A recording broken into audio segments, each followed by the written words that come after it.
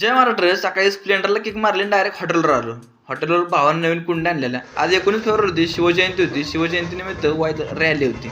Rally बघितली आणि आलो जयेश पाटलाकडे. सामान घेतलं.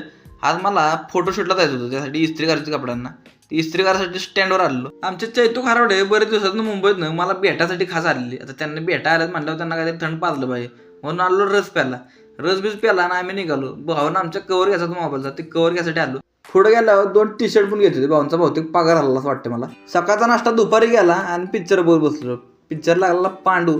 पिक्चर बघितल्यानंतर परत चैतूचा फोन आला, आता आपल्याला शूटला. पंकज भावना पण आमच्या बरोबर घेतलेले, कारण ते फोटो एकदम खतरनाक काढतात. त्यानंतर लोकेशनला आलो.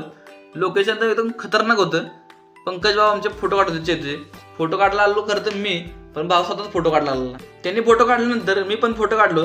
फोटो काढल्यानंतर आता आम्ही निघालो. तुम्ही म्हणाल चालत का चाललाय, रस्ता जरा खराब होता, म्हणलं गाडीला जरा त्रास नको द्यायला. हे लोकेशन आहे